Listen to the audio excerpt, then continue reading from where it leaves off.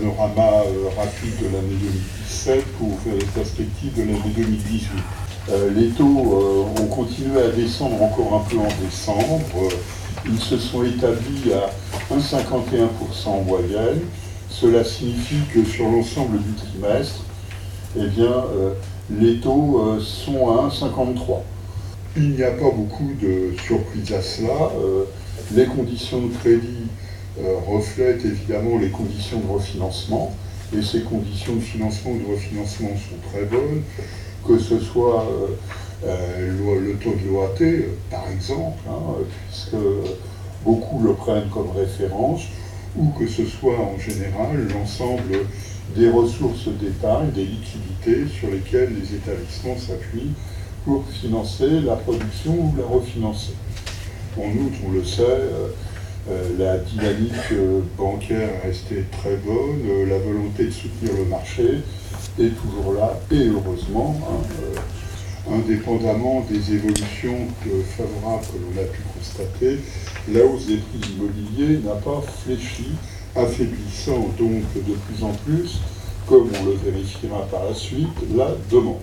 Quand on regarde les produits phares sur lesquels on a l'habitude de s'arrêter, on s'aperçoit que le mouvement de montée des taux qui s'était constaté à partir de novembre 2016, c'est le point le plus bas que l'on avait constaté jusqu'alors, 1,28% en moyenne sur les taux de crédit immobilier aux particuliers. La remontée des taux n'a pas épargné les différents produits. Pour autant, comme nous avons eu un déplacement de la demande sur laquelle on va revenir, vers des durées toujours de plus en plus longues, il est clair que la remontée a été moins forte sur la plupart des produits. Bon, alors quand on regarde, eh bien, on s'aperçoit par exemple que ce soit à 15 ans, 17 points de base de plus par rapport à novembre 2016, 15 points de base sur le 20 ans, et puis 16 points de base sur le 25 ans.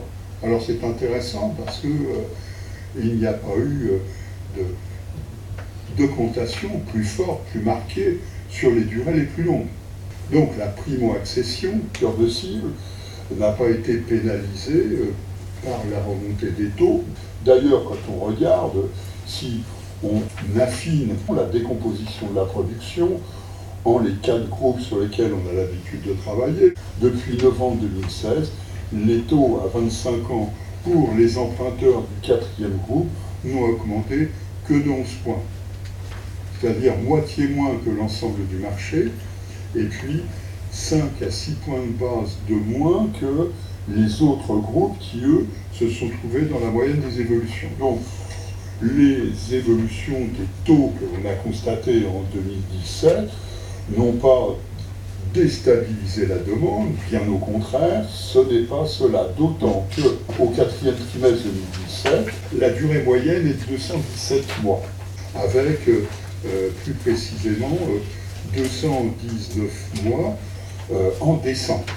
Ce qui est remarquable, et on le voit bien, le rendu graphique est parfaitement clair de cela, au dépit des fluctuations que l'on voit apparaître, les durées s'allongent. Elles se sont allongées au cours des 2-3 dernières années. Et rien qu'en 2017, la durée moyenne s'est accrue de 4 mois.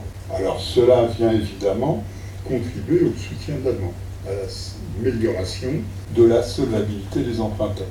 C'est aussi l'expression de ce que l'on a dit autrement auparavant, c'est-à-dire ce déplacement progressif de la demande vers les durées les plus longues. Pour en finir avec ce point, sur le 4e trimestre 2017, nous sommes revenus sur les durées qui étaient les durées longues qu'on connaissait avant le déclenchement de la crise économique et financière internationale. Cela s'exprime par le fait qu'en décembre 2017, nous avons 28,4% de la production qui a été réalisée en accession à la propriété sur des prêts de plus de 25 ans. Et nous avons 59,4% de la production qui est réalisée sur des prêts à plus de 20 ans. Cela est d'autant plus remarquable que lorsqu'on regarde, ce sont les moins de 35 ans et les 35 à 45 ans qui ont très largement bénéficié de cette évolution. C'est depuis 2014 un allongement des durées, 14 mois au total. Et quand on regarde sur les tranches d'âge, on s'aperçoit qu'au début de l'année 2014, sur les moins de 35 ans, nous en avions 20,5% qui avaient bénéficié d'un prêt à plus de 25 ans et 53,3% qui avaient bénéficié d'un prêt de plus de 20 ans. Au quatrième trimestre 2017, nous sommes sur 30,5% des moins de 35 ans qui ont bénéficié d'un prêt de plus de 25 ans et 69,1% qui ont bénéficié d'un prêt de plus de 20 ans. C'est une déformation de la structure du marché qui est tout à fait spectaculaire, soyons clairs. Donc nous avons cet allongement des durées qui est venu en accompagnement du maintien de très bonnes conditions de taux et qui s'est fait pour les catégories de ménages qui en ont le plus besoin pour réaliser leurs projets. Pour autant, globalement, quand on regarde ce qui s'est passé au cours des dernières années, nous avions une progression des revenus des ménages qui ont réalisé une opération immobilière avec financement à crédit, une progression des revenus qui était très modérée.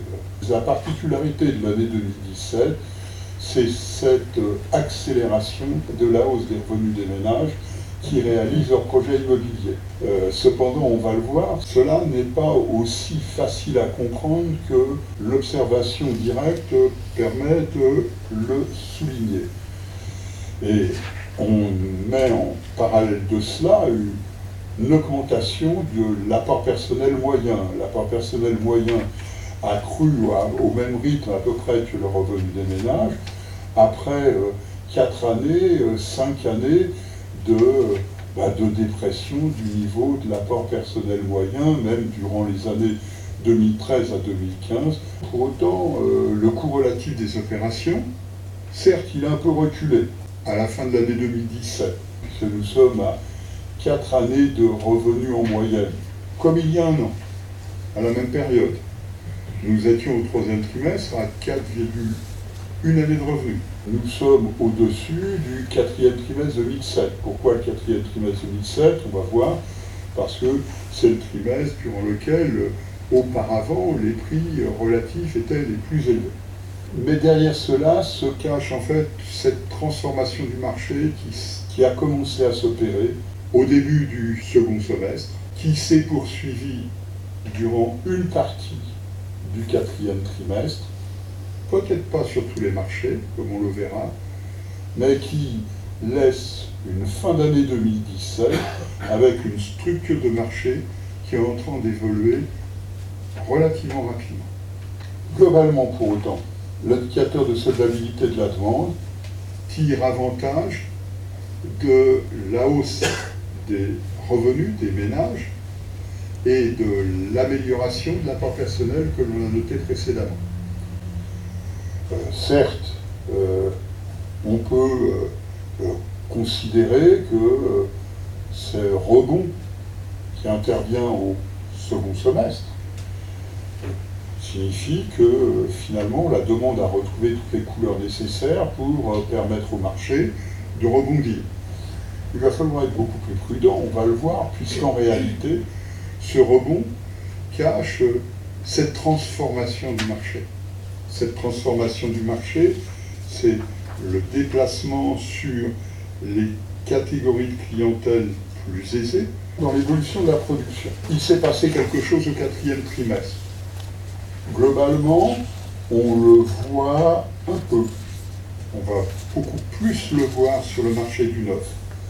Nous avons, à partir de la dernière semaine d'octobre, sur tout le mois de novembre, et sur une petite partie du mois de décembre, un rebond de la demande. C'est l'expression de ces ménages qui ont eu la capacité d'anticiper la réalisation de leurs opérations Donc nous avons sur la fin de l'année eu ce pseudo-rebond. Mais un rebond qui tout de même doit être relativisé. Ça dépendra des marchés, on va le voir.